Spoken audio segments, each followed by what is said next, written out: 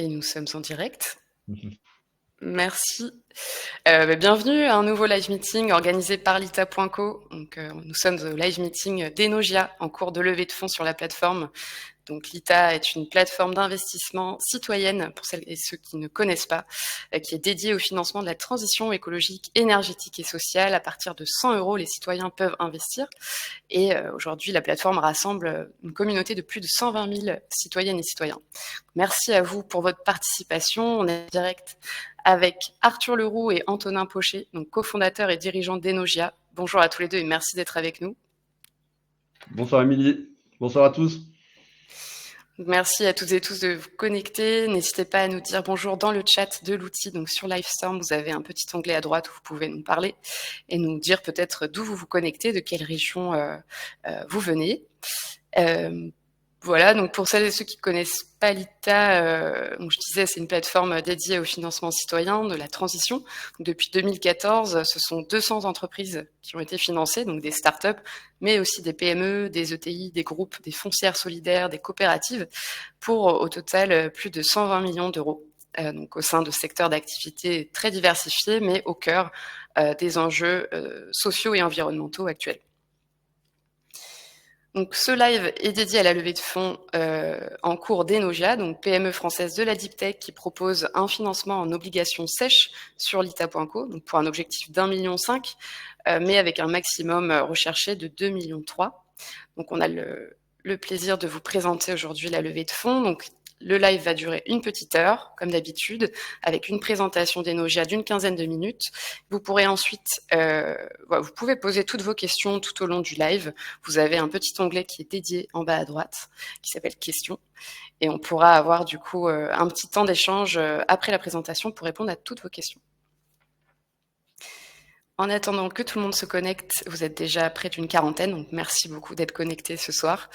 Je rappelle qu'Enogia est en cours en phase de pré-collecte sur la plateforme, donc sur lita.co, ça veut dire que vous pouvez réserver votre investissement en attendant l'ouverture des souscriptions. L'ouverture des souscriptions est prévue demain midi. Donc voilà, il y a déjà plus de 2,3 millions d'euros d'intentions d'investissement qui sont enregistrées à ce jour par plus de 1300 personnes dont vous faites sûrement déjà partie.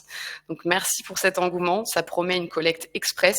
Il n'y aura peut-être pas de place pour tout le monde demain, donc assurez-vous peut-être après le live ce soir que votre profil investisseur sur Lita est bien validé, bien complété pour pouvoir investir sereinement et à temps demain. Voilà, messieurs, je vous laisse le micro peut-être pour vous présenter, démarrer la présentation. Merci. Merci Émilie, bonsoir à tous. Donc Arthur Leroux, PDG et cofondateur d'Enogia. Et Antonin, cofondateur avec Arthur d'Enogia. Donc ce soir, on a le plaisir de vous présenter la société. Et pour commencer, on voulait surtout vous expliquer pourquoi on a souhaité créer en 2009 cette société Enogia. On est parti du constat que la consommation globale d'énergie de l'humanité est très fortement croissante. Cette consommation globale d'énergie, elle génère des émissions de gaz à effet de serre qui sont un problème pour notre environnement et que surtout, dans cette consommation d'énergie utilisée par l'humanité, à peu près les 3/4 de cette énergie est rejetée directement dans l'environnement sous forme de chaleur fatale. Et donc, on s'est posé la question avec Antonin de voir qu'est-ce qu'on pouvait faire à notre échelle pour récolter, utiliser cette chaleur fatale et surtout en faire quelque chose qui corresponde aux usages de la transition non seulement écologique, mais de la transition vers une industrie et une économie du numérique. Et donc, l'énergie par excellence des usages de demain, c'est l'électricité. Et donc, on a cherché à développer une technologie qui permette de convertir de la chaleur en électricité en utilisant des rejets de chaleur fatale qui donc sont à basse température pour faire une électricité décarbonée qui va permettre à la fois de décarboner l'industrie et d'être utilisée dans tous les usages, notamment de la mobilité renouvelable, les usages de toute l'économie de la connaissance. Et donc, cette technologie de conversion d'électricité de chaleur fatale en électricité, ça a été la raison de base pour laquelle, avec Antonin, on a fondé Enogia.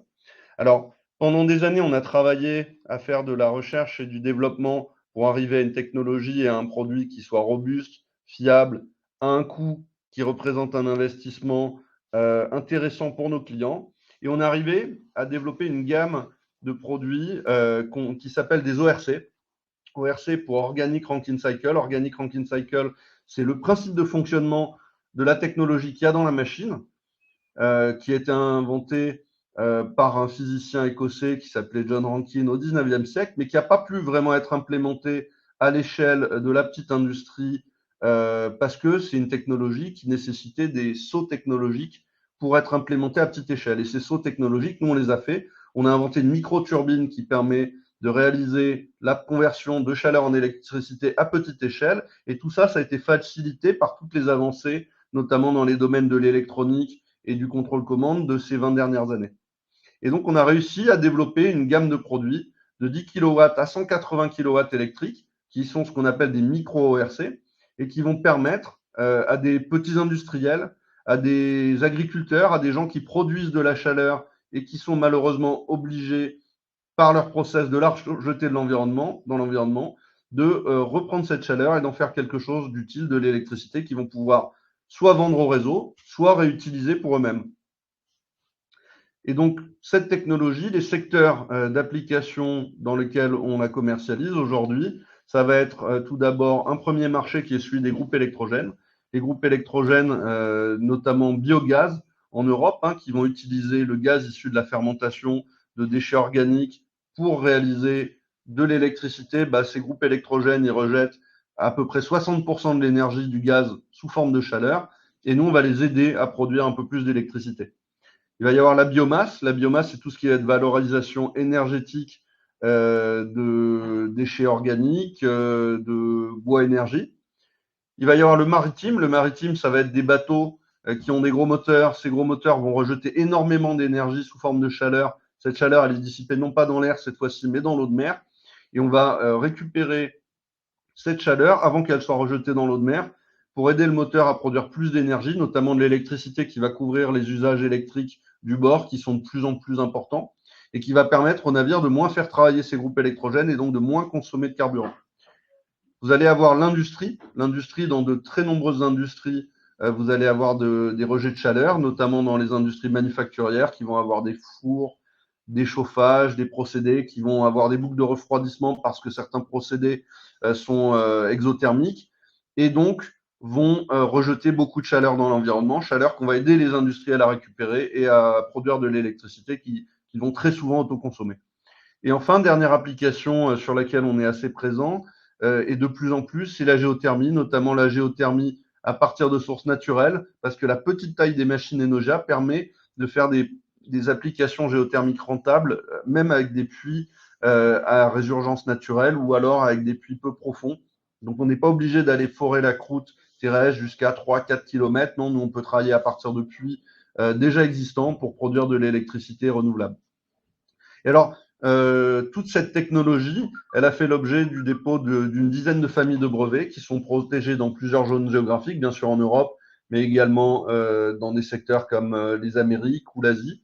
Et c'est vraiment une technologie innovante qu'aujourd'hui, aucun de nos concurrents n'est capable de proposer parce que cette technologie de microturbines, elles sont conçues et fabriquées chez Enoja avec des brevets qui appartiennent à Enoja. Je prends le relais pour donner un petit point d'étape sur Enoja en tant que société et sa performance économique.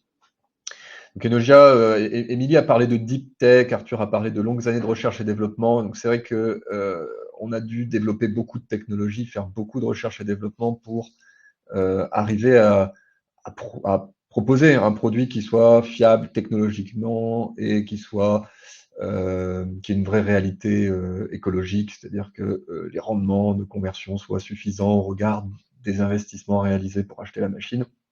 Donc tout ça, ça a été beaucoup d'années d'efforts de développement, de prototypage, d'essais, de campagnes de mesure, etc. Donc, comme toutes ces sociétés qui passent par cette longue période d'investissement, la société n'était pas rentable et ne l'est pas encore au moment où on parle. et doit désormais, pour financer sa croissance, puisque désormais les produits sont commercialisés, on a des marchés, on a des clients, on a des références, donc on est sorti de la phase de recherche pour aller vers une phase de déploiement commercial, et donc la société a un peu changé de visage, elle doit désormais grossir, financer sa croissance, se développer. Et pour cela, il y a une étape qui est nécessaire, qui est le chemin vers une trajectoire de rentabilité. Donc, nous, on en est à cette étape-là, c'est-à-dire que on doit chercher à optimiser nos coûts fixes, nos marges sur les machines, et puis bien sûr, le nerf de la guerre, augmenter le volume de vente. Et donc une fois qu'on a augmenté le volume de vente, qu'on a augmenté notre niveau de marge, et qu'on a baissé nos coûts fixes, ça y est, on atteint cette trajectoire de rentabilité, donc qui nous tient à cœur à plusieurs égards. Bien sûr, la société sera plus pérenne si elle est rentable, mais surtout, vous avez compris, le produit qu'on développe, c'est un produit qui permet de produire de l'électricité décarbonée à partir de chaleur fatale. Donc plus on va vendre, plus on va décarboner, plus on va vendre, plus on va produire de l'électricité renouvelable. Et donc, plus la croissance est soutenable, plus on peut croître vite et plus on aura d'impact. Donc voilà, c'est ce que dit la slide, c'est un peu plus de détails sur les effets de volume et de marge, etc. Mais vraiment ça, en substance, la trajectoire de l'entreprise, ce chemin de rentabilité. Sur la structure financière d'Enogia, donc Arthur et moi sommes fondateurs, mais on est entouré d'un conseil d'administration qui est très expérimenté, avec notamment des administrateurs qui ont dirigé pendant plus d'années que nous des sociétés qui les ont amenés à des stades de développement plus avancés, qui sont là pour nous épauler. Donc nous ne sommes pas seuls, on est 7 au conseil d'administration avec de très beaux profils à nos côtés. Et puis alors je vous disais, on a dû financer beaucoup d'années de recherche et développement, donc à chaque fois on a renforcé nos fonds propres. La dernière fois qu'on l'a fait, c'était cet été avec une levée de fonds de 4,6 millions d'euros qui nous a permis d'assainir notre structure financière et de nous préparer sereinement à la croissance future. Et puis qu'on voit que les besoins financiers décroissent au fil du temps puisque la société commence à vendre, à générer des profits et donc à demander moins de capitaux extérieurs chaque année. Alors, petit point sur l'actualité. Le gros de l'année 2023 pour Enogia, ça a été notamment du travail sur le gros projet allemand qu'on a signé fin 2022 pour la fourniture de 40 machines sur la plus grosse centrale de méthanisation agricole, de cogénération de méthanisation agricole au monde en Allemagne, dans le nord-est de l'Allemagne. On a livré un nombre significatif et démarré un nombre significatif de ces machines cette année. Ça nous a permis également de générer de l'attraction sur le marché allemand, vu qu'on en a vendu d'autres également grâce à ça. Et d'un côté plus R&D, on a également signé avec STX Engine et un consortium coréen de décarbonation du transport maritime un contrat pour développer des technologies de compresseurs pour aller collecter les gaz d'échappement des moteurs de navires et ainsi pouvoir séparer le dioxyde de carbone du reste du gaz d'échappement, c'est-à-dire principalement de l'azote, de l'oxygène et un petit peu de vapeur d'eau. Donc ça sont vraiment les deux grosses actualités de l'année 2023. En parallèle de ça, on a également lancé le premier contrat de notre modèle d'économie de fonctionnalité qu'on avait annoncé en 2022, qui est le contrat du GAEC Adeline, où on va non plus vendre une machine au client final, mais avec notre filiale Enogia Assets Biogaz, venir financer le projet chez le client. Donc le client, lui, va percevoir, je dirais, directement les bénéfices de l'installation, vu qu'il va acheter des kilowattheures à notre filiale Enogia Assets Biogaz, qui pourra ensuite lui valoriser de son côté. Et puis en termes de traction, on voit qu'il y a deux secteurs qui nous permettent vraiment de trouver des nouveaux prospects très très intéressants là depuis 6 mois, 1 an. Ça va être le secteur maritime. On voit que depuis l'entrée en service de nouvelles normes comme les normes EXI, il y a un intérêt très fort sur les technologies de décarbonation, notamment de décarbonation des bateaux neufs, bien sûr, comme le LNG, comme des technologies de bullage sous la coque, mais aussi à un moment, il faut réduire la consommation des moteurs. Les carburants renouvelables comme l'hydrogène sont pas encore totalement arrivés. Quand ils arriveront, ils seront relativement chers. Donc réduire la consommation des moteurs, quels qu'ils soient, que ce soit des moteurs à carburant fossile à carburant intermédiaire comme le LNG ou à carburant renouvelable, ça va toujours être intéressant de réduire la consommation de ces moteurs grâce à l'ORC. Ça, c'est un premier bloc. Et un deuxième bloc, c'est la géothermie, notamment en Asie du Sud-Est, où là, on a la possibilité de produire de l'électricité vraiment décarbonée et stable tout au long de l'année. Donc, ce sont des marchés qu'on poursuit ardemment. Bien sûr, notre marché principal en 2022, en 2023 et très probablement aussi en 2024, ça restera l'Europe, où l'électricité a un coût élevé depuis quelques années. Et bien sûr, un coût élevé de l'électricité, c'est des meilleures rentabilités pour les clients qui investissent dans les produits Enogia. Donc, c'est bien sûr un marché qui nous tire aussi. Ça défile plus. Voilà. Ça défile. Pardon. Slide sur l'impact, donc, et puis l'action RSE d'Enogia. Donc, par essence, notre métier, il a un très fort impact environnemental sur le segment de l'environnement. Pourquoi? Parce que on produit de l'électricité décarbonée et c'est finalement en tant qu'entreprise là où on va vraiment avoir le plus d'impact. Et donc, on a fait un petit modèle pour essayer de vulgariser puis d'expliquer un peu quels sont les enjeux à l'échelle d'un projet ORC. Donc un ORC, hein, c'est une machine, on va aller identifier, ou un client va identifier une source de chaleur qu'il gâche, qu'il diffuse dans l'atmosphère et qui est perdue, des fumées, un process, un système de refroidissement. Et ça, bon, là c'est du gâchis. Quand Enogia intervient, identifie cette quantité d'énergie qui est sous forme de chaleur dissipée, on va calculer quel modèle de la gamme d'Enogia permettra de convertir cette chaleur en électricité. Par exemple, grosse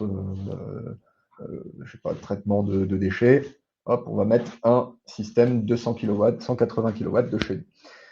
Cette électricité, elle va être désormais produite à partir de cette chaleur qui était gâchée.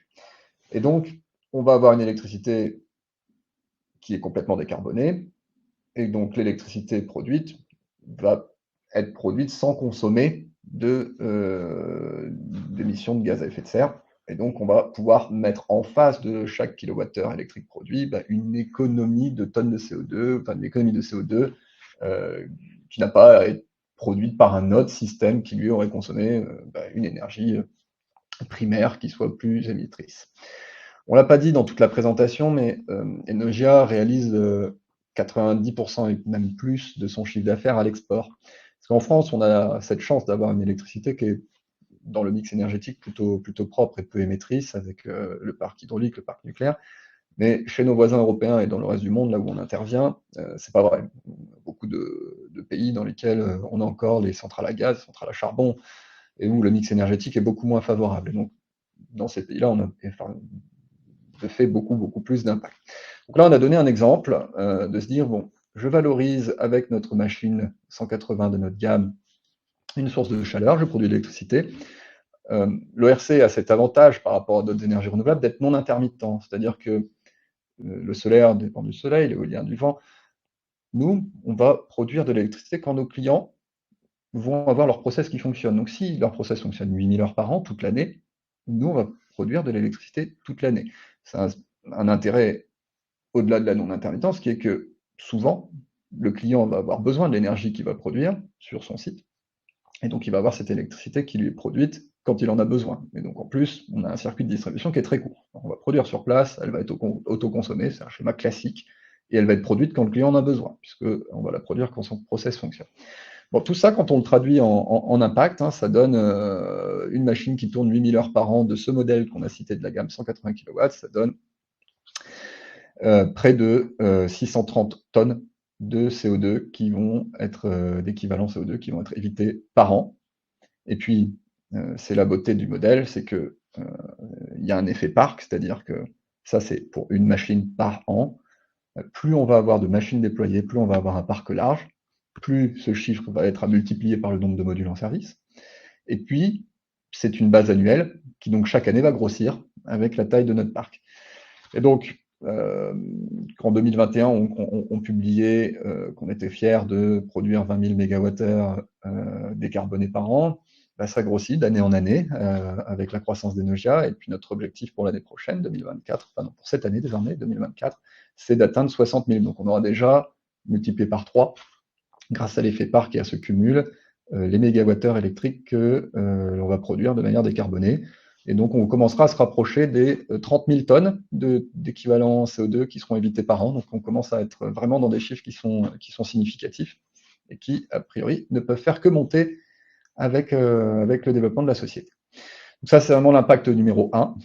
Et puis, à côté de ça, à l'échelle de l'entreprise, bien sûr, on fait beaucoup de choses en RSE. Et donc, Etifinance a noté notre différence par rapport aux PME de notre secteur en nous plaçant à un stade de maturité très avancé et puis avec une très très bonne note sur le volet social, puisque effectivement on fait beaucoup de choses pour nos collaborateurs, bien sûr, en formation, promotion des talents, pour développer tout ce qui est compétences, le mécénat, etc., le tutoriat, etc. Et puis, on est dans les quartiers nord de Marseille, on est dans le 15e arrondissement de Marseille, vraiment au cœur des quartiers les plus pauvres de la ville. Et on essaye de rayonner sur notre écosystème local avec une participation à diverses associations. Donc, alors des choses très marseillaises comme Dégain sans stage, c'est-à-dire personne sans stage, où là, on va s'adresser aux élèves des écoles locales pour leur fournir des stages d'observation. On travaille aussi avec les apprentis d'Auteuil pour aider dans les quartiers prioritaires de la ville des jeunes à se révéler, à trouver leur voie, donc en les aidant à s'orienter, faisant des visites d'entreprise, en les prenant en stage, en alternance, et en les accompagnant de manière générale sur des chemins de la réussite. Et donc, c'est tout ce qu'on fait aussi sur le volet social que Etifinance a pu noter dans sa notation.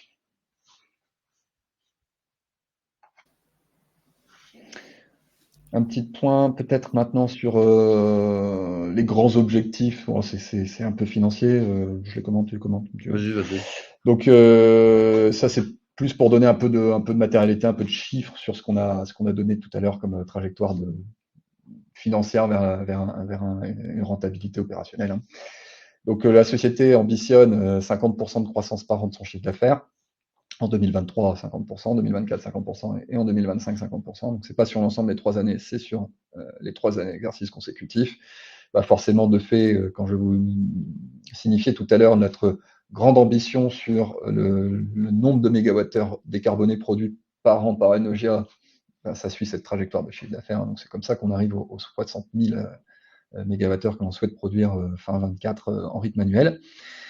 Et puis, pour que la société soit stable, pérenne et qu'elle puisse soutenir cette croissance qui est quand même très forte, via le plan d'efficacité opérationnelle que j'ai présenté tout à l'heure, qui nous amènera à un objectif de génération de trésorerie libre positive dès 2025, avec des marges qui montent pour se situer, on l'espère, à moyen terme, aux alentours de 30%. Donc la marge d'EBITDA, c'est un peu barbare, mais c'est la marge d'excédent brut d'exploitation français, et qui veut dire la marge que l'on fait sur les activités courantes hors investissement, hors financement de l'investissement. Donc on enlève les frais financiers, les amortissements d'investissement, etc. Mais globalement, ça veut dire qu'on a atteint un équilibre pour les années à venir. Écoutez, merci beaucoup à tous pour votre écoute. On a essayé d'être synthétique et j'espère que vous avez beaucoup de questions pour nous, parce que nous, en tout cas, on a très hâte d'y répondre. Merci beaucoup à tous les deux, c'est très complet. On a en effet beaucoup de questions depuis le début d'ailleurs de la présentation, et c'est top. Ça souligne encore, on voit l'engouement sur la précollecte d'Enogia sur la plateforme en ce moment, avec plus de 1300 personnes qui ont déjà enregistré, réservé leur investissement pour 2,3 millions d'euros déjà. Je rappelle simplement qu'Enogia est une société cotée, mais propose aujourd'hui sur la plateforme lita.co des titres non cotés, donc des obligations sèches à hauteur de 10% par an sur 3 ans, donc avec un paiement des intérêts trimestriel, et également un remboursement du capital à partir d'1 an et demi, payé également trimestriellement. Donc voilà, vous pourrez retrouver toutes les conditions de l'investissement sur l'ITA dans le dossier qui a été réalisé par nos analystes. Et je vous propose qu'on passe directement aux questions, parce que je sais pas, en espérant qu'on pourra toutes les traiter, mais sachez que si on n'a pas le temps de tout traiter, on pourra vous faire une réponse par mail. Alors, j'ai vu que du coup, les participants avaient voté pour les questions qu'ils préféraient. Donc, on a Paul et Cécile, les gagnants. Il y en pour avait le beaucoup, là, j'étais en train de les balayer, donc c'est bien, si on hiérarchise, c'est pas mal. Oui, tout à fait. Bon, on va faire par ordre de vote, même si je pense qu'on va revenir de temps en temps sur certains sujets. Donc, on a une première question de Paul. Quel est le temps d'installation d'une micro-ORC? Cela prend-il du temps de l'adapter à une nouvelle industrie ou est-ce que c'est toujours plus ou moins la même chose? Alors, nous, le temps de livraison et d'installation sur un projet, on va dire, au milieu de notre gamme, ça va être typiquement quelque chose de l'ordre de 6 mois. On va utiliser principalement à se faire livrer les différents composants qui composent la machine parce qu'on les fabrique nous-mêmes dans notre usine à Marseille. C'est important, on ne l'a pas dit, mais ce sont vraiment des machines qui sont fabriquées, qui sont made in France et intégralement assemblées et testées dans nos ateliers. Et en ce qui concerne l'adaptation à un site ou à une industrie, pour nous, c'est assez simple parce que quelque part, nos machines sont conçues pour fonctionner sur des réseaux d'eau chaude. Et finalement, l'eau chaude, qu'elle provienne d'un puits de géothermie, d'un moteur, d'une chaudière, d'un process industriel, bah, l'eau chaude, ça reste de l'eau chaude. Un tuyau d'eau chaude, ça reste un tuyau d'eau chaude. Et donc, on a vraiment peu de spécificité, je dirais, pour adapter nos machines à chaque segment d'activité.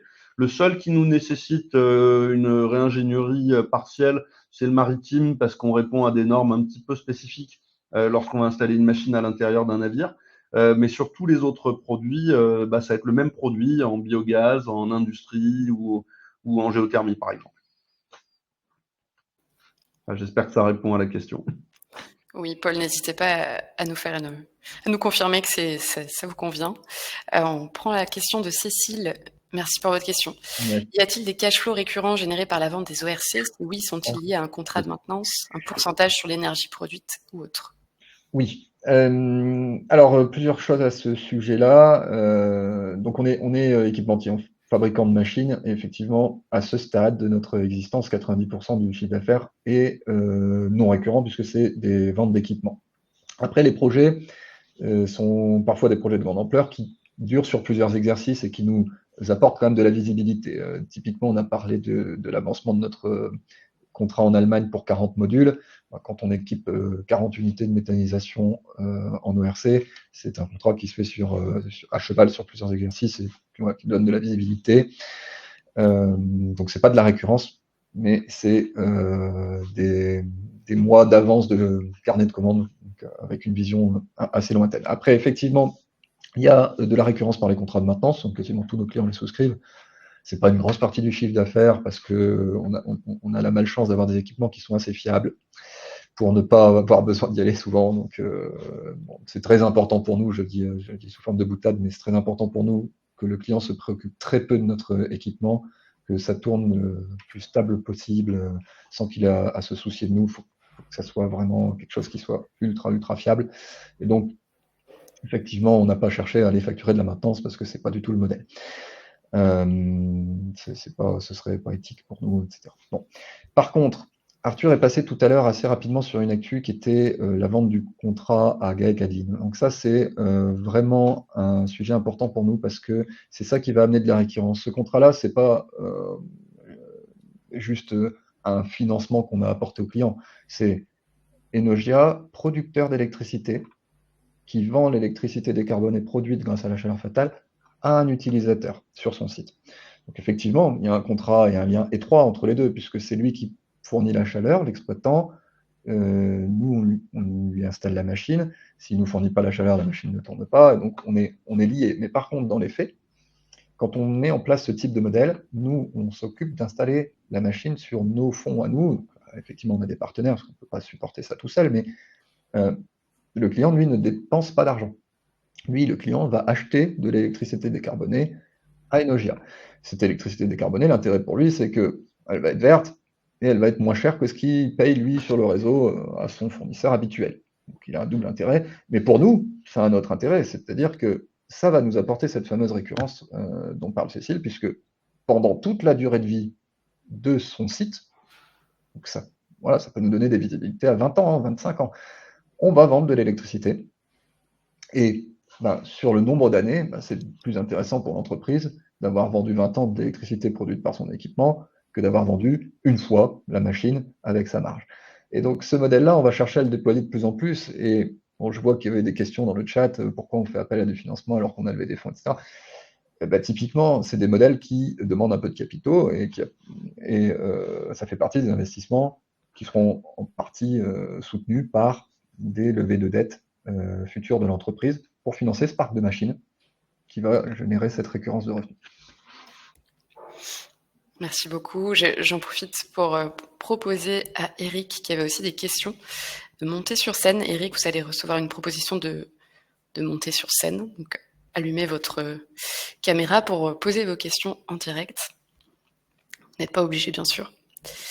En attendant, dans le chat, on a Paul qui confirme que c'était parfait pour vos réponses tout à l'heure. Eric se prépare. Je balaye, si on peut en faire une rapide en attendant, on va regarder. Oui, sinon je peux commencer à poser ces questions en direct. Justement, Eric avait des questions sur le pipe et votre organisation commerciale, justement pour assurer votre présence à l'étranger, en particulier en Asie. Il y avait une première question à ce sujet. Alors, la répartition du pipe, c'est pas une information qu'on peut malheureusement communiquer ce soir. Par contre, en effet, on a une organisation commerciale qui est fortement tournée vers l'export. Hein. L'export représente plus de 90% de notre chiffre d'affaires ces 2 dernières années. Comment on fonctionne? On a une équipe de commerciaux qui est une petite équipe, mais de gens très performants, qui va chacun avoir une combinaison entre une zone et un secteur d'activité. C'est-à-dire qu'il y a vraiment une notion de transversaux par secteur d'activité, parce que la connaissance précise d'un secteur d'activité est parfois plus forte que la connaissance des spécificités, je dirais, géographiques. Et donc, typiquement, on va avoir un commercial qui est en charge de l'Asie et en Asie, plus spécifiquement, du développement de la géothermie. Et ce commercial va, lui, chercher à établir des partenariats avec des acteurs locaux qui vont nous représenter, soit sous la forme d'agents, c'est-à-dire qui vont être commissionnés à la vente, soit sous la forme de revendeurs. Et c'est ces acteurs locaux qui vont aller pour nous prospecter les clients, parce que bien entendu, depuis la France, aller couvrir des zones géographiques aussi larges, c'est quasiment impossible. Et ça marche parce que typiquement le contrat en Allemagne en est un bon exemple. Hein. C'est pas les équipes d'Enogia qui ont trouvé et qui ont finalisé la négociation avec le client qu'on a dans le nord-est de l'Allemagne, mais c'est notre représentant local qui, lui, a activé ses réseaux, nous a trouvé ce client et nous a accompagnés dans la négociation, même si à la fin, le contrat a été souscrit entre Enogia et le client. C'est notre représentant allemand qui a beaucoup œuvré pour nous. Donc, je dirais que le cœur de notre activité commerciale, elle va être avec ces intermédiaires locaux, en particulier quand on est à l'étranger. Néanmoins, nos équipes commerciales sont également capables d'aller signer des contrats en direct avec des clients, et notamment quand on va être plutôt sur de la France ou du grand compte, on va bien sûr y aller en direct. Très bien. Merci pour votre réponse. Alors, juste sur le pipe commercial, je comprends bien que vous ne pouvez pas donner beaucoup d'informations, mais en termes de répartition sur les différents secteurs que vous avez identifiés ou en termes de nombre de clients que ça représente derrière, est-ce que vous pouvez quand même, parce que 140 millions par rapport à votre chiffre d'affaires actuel, c'est quasiment 20 ans. 20 ans de pipe commercial. Donc, alors, les 140 millions, c'est pas 140 millions d'affaires qu'on va signer. Malheureusement, oui. Il va y avoir des clients qui n'auront pas leur financement, des clients qui vont parfois choisir une technologie alternative. Hein. On n'est pas toujours en concurrence face à d'autres fabricants d'ORC. Il peut y avoir un client qui se pose la question d'un ORC ou, je sais pas, d'une pompe à chaleur haute température ou d'un stockage de l'énergie ou d'une autre forme de valorisation thermique directe ou d'un réseau de chaleur. Donc, malheureusement, ces 140 millions de pipe ne vont pas devenir 140 millions de clients d'Enogia. Par contre, on en trouve des nouveaux qui rentrent dans ce pipe chaque année et qui vont venir l'alimenter et plus que compenser les clients qui vont sortir de ce pipe. si on veut se donner des ordres de grandeur, historiquement, la société était très axée sur le biogaz, notamment le biogaz agricole et le biogaz de décharge, donc ces groupes électrogènes qui aujourd'hui représentent encore une bonne moitié des références qu'on a, qui sur 2023 représentent une grosse part du chiffre d'affaires, bien sûr, avec notamment ce contrat en Allemagne. Et en termes de tendance, je dirais qu'il y a un développement assez fort de nos prospects sur les secteurs de la géothermie et du maritime, hein, qui sont deux secteurs qu'on a pas mal travaillé en 2023 et où on sent vraiment une grosse accélération là depuis fin 2023, début 2024, en géothermie, notamment sur la zone asiatique. Et le maritime a cet intérêt qui est qu'on va parler plutôt à des grands comptes internationaux, donc l'aspect géographique rentre un peu moins en ligne de compte, et on va être plutôt dans une relation directe. Et votre carnet de commandes à début janvier, là? Alors, on va le communiquer au marché, mais là, je vous ferai, j'ai malheureusement pas du tout le droit de vous le donner ce soir. Voilà, ça on peut vraiment pas. Vous pouvez reconstituer un petit bout à travers les communiqués en disant bon, ils ont annoncé ceci, cela, mais on ne peut pas vous le donner. Par contre, le 26 février après bourse, vous aurez la chance de le découvrir. Est-ce que c'est de nature à faire remonter votre cours de bourse, dont l'évolution est quand même, je ne sais pas quelle appréciation vous avez, mais alors en tant que mandataire, on n'a pas le droit de le commenter. En tant que gros actionnaire de l'entreprise, on peut dire qu'on est un peu déçu et qu'on espère bien que ça va retrouver des couleurs, mais oui, non, c'est ce qu'on dit là, on est sur une trajectoire. Il faudra qu'on le montre à la lumière des prochaines publications, mais on a annoncé une trajectoire au semestriel qu'on compte bien tenir. Et la trajectoire, c'est croissance, baisse des coûts. Et ça, bon, là, annoncé en octobre. Alors, si on vient dire le 26 février qu'on n'est pas dans les clous, ça sera un peu étonnant, mais voilà, je ne veux pas donner d'informations privilégiées, donc je ne peux pas vous répondre. Vous avez évoqué, encore une dernière question, vous avez évoqué effectivement vos efforts en recherche et développement. J'ai été surpris par le faible montant, au moins sur les 2 derniers exercices, du crédit d'impôt recherche, ouais, par rapport aux chiffres que vous évoquiez. Ouais, comme tu veux. En fait, c'est parce que la méthodologie de calcul du crédit impôt recherche, dans l'assiette de dépenses, il faut retirer les subventions publiques que l'on a pu recevoir pour financer cette même recherche. Or, on a beaucoup de réussites. On a bien travaillé pour faire soutenir cette recherche et développement et puis en limiter l'effort financier que ça représentait pour nous, puisque on a par exemple remporté 4 H2020. 4 projets européens, c'est des projets qui normalement ont un taux de succès de l'ordre de grandeur, c'est 10% de réussite. Et nous, on doit avoir 80% de réussite, on en a peut-être raté un.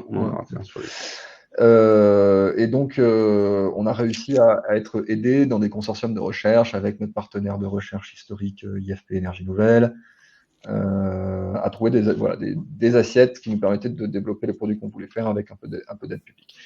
Et ça vient diminuer l'assiette. Et donc, en fait, une fois qu'on a diminué l'assiette, on applique le 30% de crédit d'impôt sur une assiette qui est bien sûr plus faible. Et donc, ça donne les montants relativement faibles au regard de notre montant de recherche. Mais je peux citer peut-être le pourcentage d'aide historique. Ouais, historiquement, on est ça dépend des années et des enveloppes, mais on est entre 50 et 70% de taux de soutien à la R&D par les subventions publiques. Donc, on a vraiment réussi à limiter le coût de l'investissement dans ce secteur. Ce qui explique la relative faiblesse du CIR.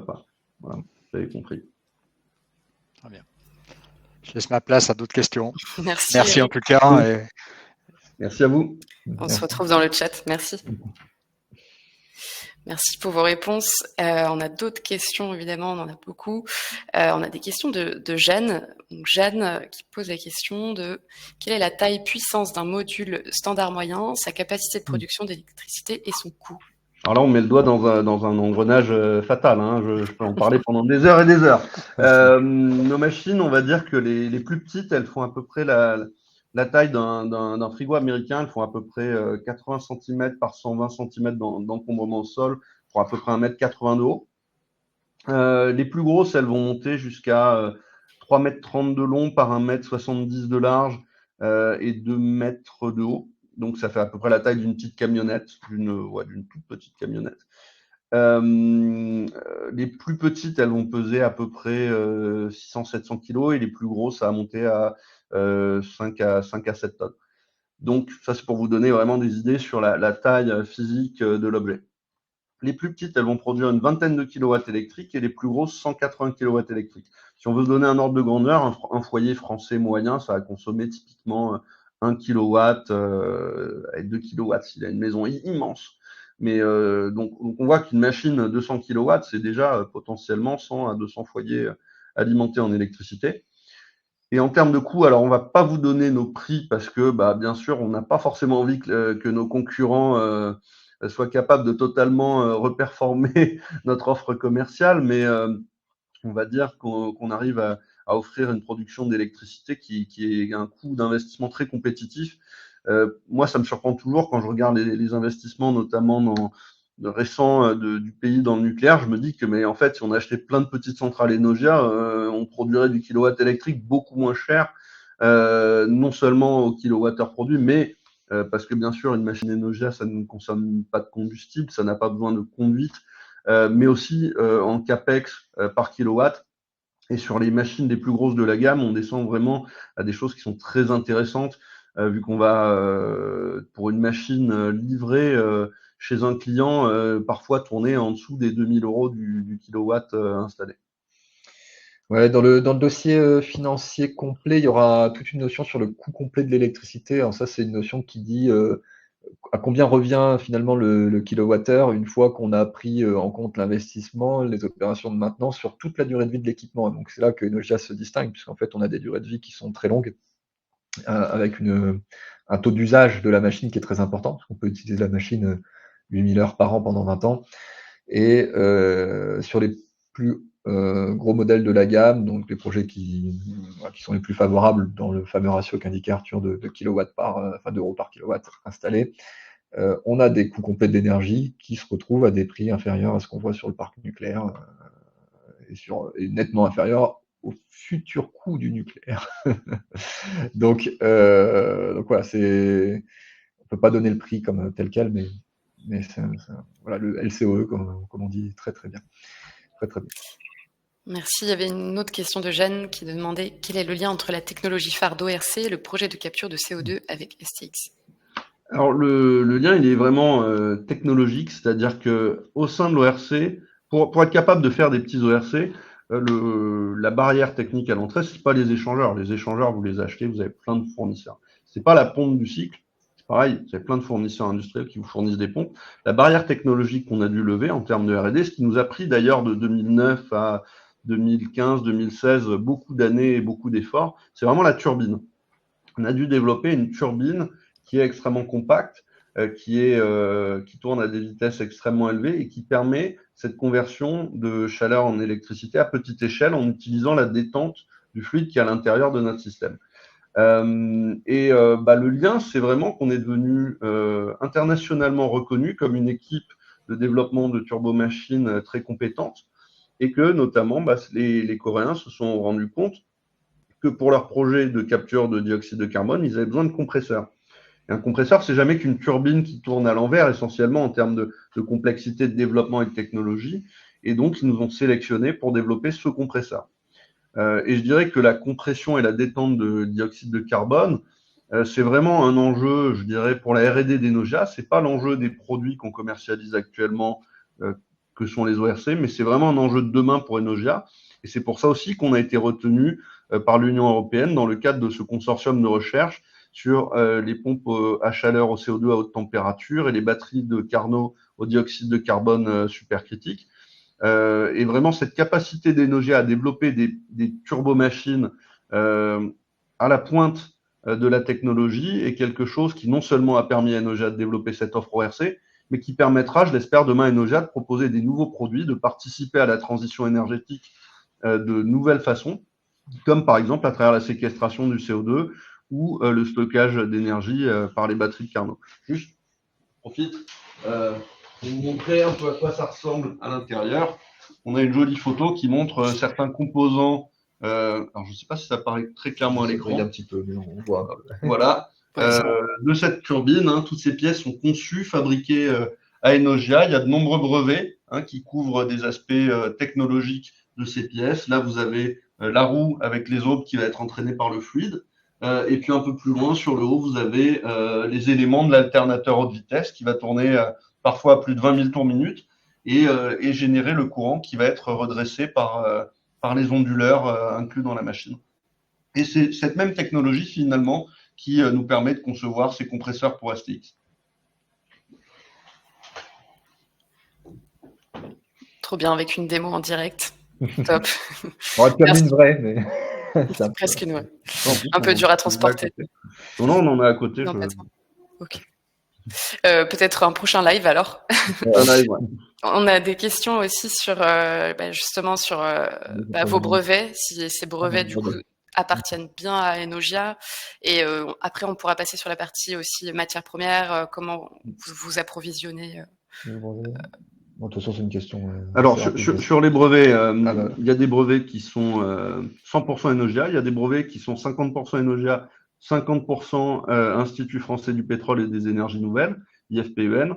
Et sur les brevets qui sont en copropriété avec IFPEN, on est bien entendu, on a la jouissance exclusive de ces brevets à travers un contrat qu'on a avec IFP. Merci beaucoup.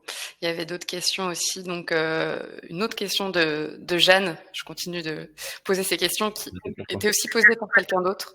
Quelles sont les matières premières composants utilisés pour produire les machines et comment les sourcez-vous? Ok. Bon, il y a beaucoup de choses. Et puis, il y avait une question d'où proviennent les approvisionnements. On va peut-être essayer de faire un mix sur la politique d'achat et puis de grouper. Donc, on n'a plus de machine à l'écran. Juste avant, je vais juste dire un mot sur les matériaux. Il faut voir qu'un ORC, ça a ça de particulièrement intéressant, c'est que c'est principalement de l'acier, qui est finalement l'un des matériaux les moins polluants qui soit dans la transition énergétique, parce qu'une tonne d'acier, c'est le matériau qui a l'équivalent dioxyde de carbone le plus faible. Et c'est probablement quelque chose comme 95% du poids d'une machine Enogia. C'est une première chose. Une deuxième chose, il n'y a aucun matériau rare sur une machine Enogia, à part dans les aimants de l'alternateur, mais qui pèsent quelques grammes par machine. Et donc, on a vraiment un impact environnemental très, très faible de nos machines. Ouais, j'ai essayé d'afficher une machine pour qu'on voit que voilà, c'est surtout des aciers. Le bleu, c'est de l'acier. Ce qui brille, c'est de l'acier. En fait, on voit que de l'acier sur cette photo. Il y a un peu de cuivre dans l'échangeur. Bon, c'est quelques grammes. Voilà, c'est pas des choses très, très significatives. Alors voilà. Après, donc dans les grandes généralités sur les achats, donc les grands composants, les grandes familles de composants qu'il y a dans un ORC, il y a les échangeurs de chaleur qui permettent de transférer l'énergie qui vient de la source de chaleur du client, donc celle qui est gâchée initialement sans nous, vers l'ORC, qui en a besoin pour créer de la vapeur de fluide sous pression pour faire tourner sa turbine. Il y a la turbine en elle-même, qui est un composant important. Puis il y a une électronique pour pouvoir réinjecter l'électricité sur le réseau et contrôler l'équipement.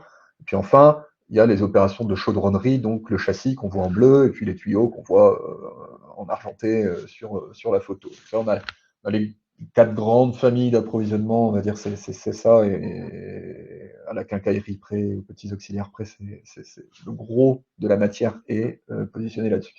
Alors là-dessus, la valeur ajoutée française, bon, ça va dépendre des projets et des modèles, elle va être entre 60 et 70% française.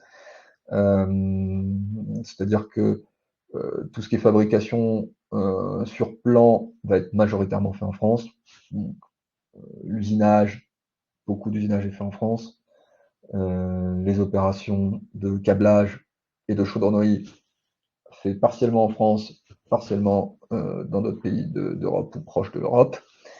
Et le gros, ensuite, c'est l'assemblage des turbines chez nous sur le châssis, le montage des turbines dans nos ateliers, les essais des turbines dans nos ateliers et tous les essais de la machine complète chez nous. Donc, toutes ces opérations-là, qui ont beaucoup de valeur ajoutée, sont faites dans nos locaux à Marseille, dans les quartiers nord. Ensuite, sur la typologie de critères, on a une politique d'achat responsable.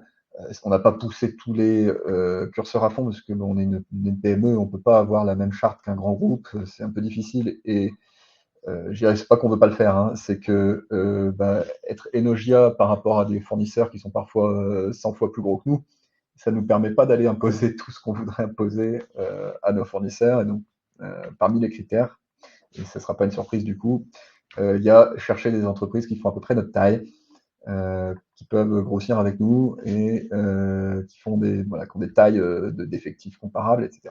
Pourquoi? Parce que comme ça, on peut les emmener, bien sûr, sur tout ce qui est sécurité, santé au travail, être sûr et certain qu'ils ont la même rigueur que nous. Alors, certains n'y arriveront pas, et nous, on n'a pas d'accident du travail. On a une activité manufacturière, mais on a eu un accident du travail depuis la création de l'entreprise, donc en 12 ans. Et c'était un accident du travail sur le trajet domicile-travail. Donc, jamais rien sur notre activité manufacturière. Voilà.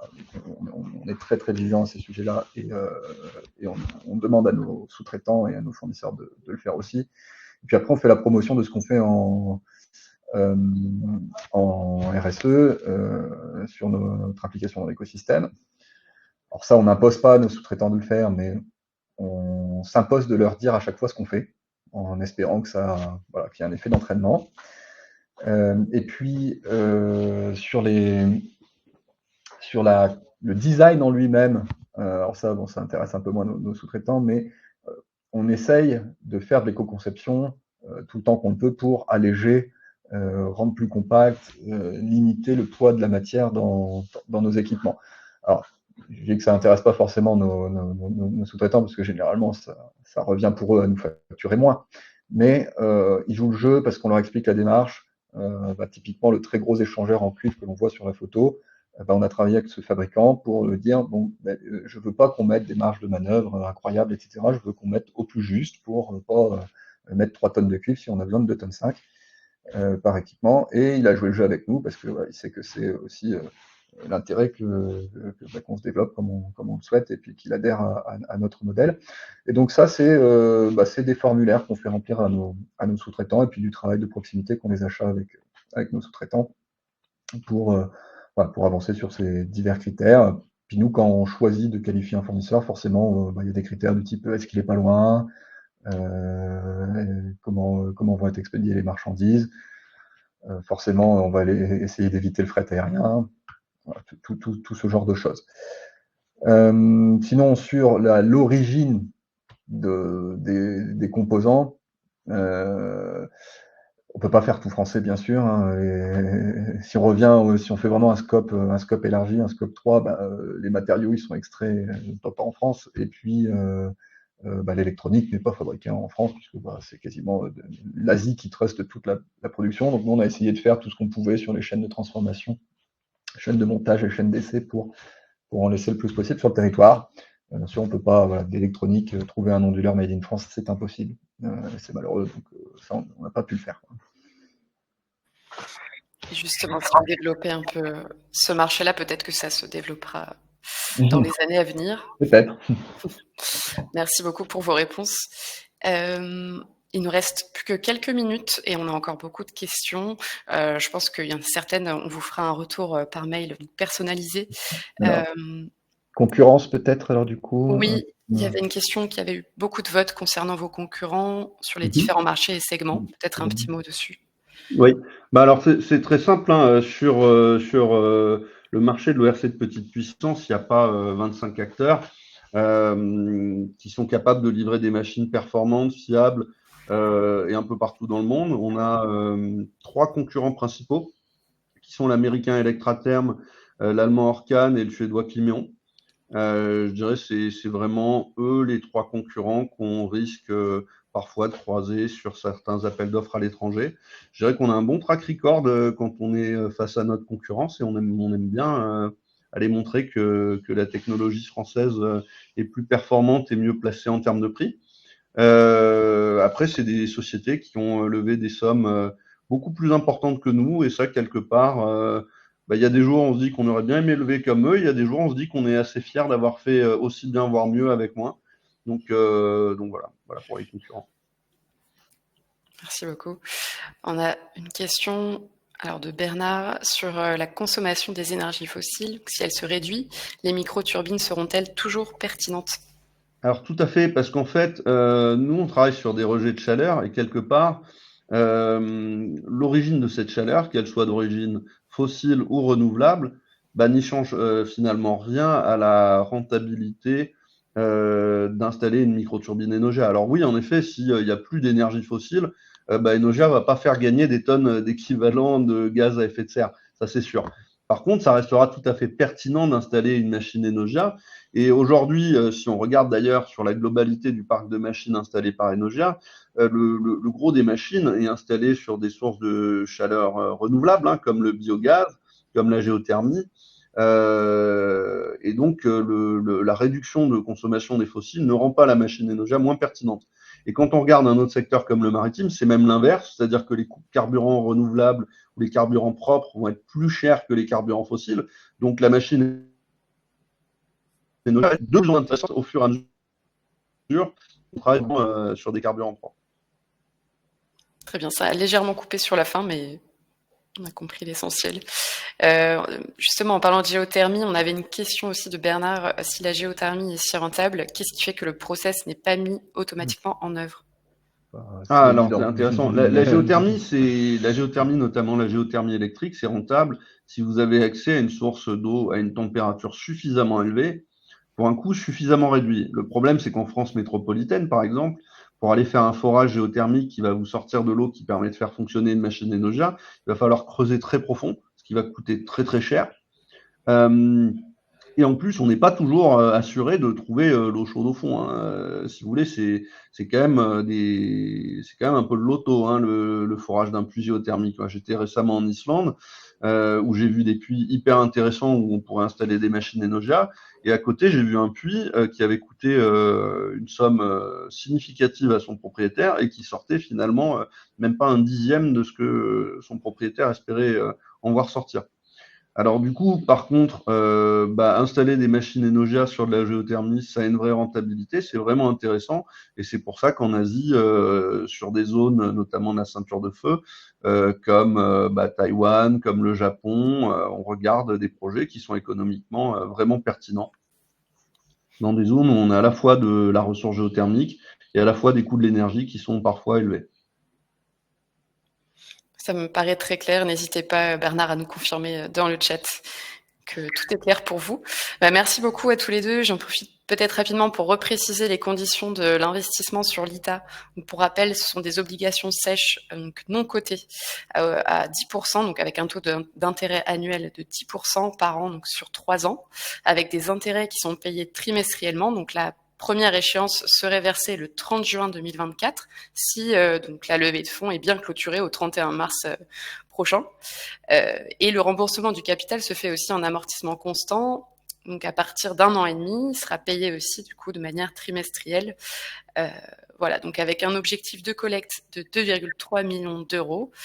Le remboursement donc se fera à partir de la 7e période, donc le 7e trimestre, et le rang de remboursement est senior et il est subordonné à la dette bancaire. Donc vous retrouverez tous les détails de ces conditions dans le contrat d'émission obligataire qui est en téléchargement sur la page de la levée de fonds que mon cher collègue Thomas vous a mis dans le chat.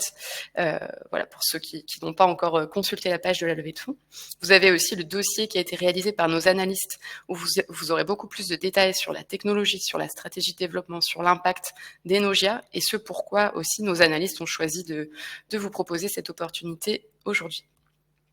Je rappelle également que l'investissement dans Enogia est éligible au PEA-PME, donc plan épargne-action dédié aux PME, à partir de 5 000 € d'investissement.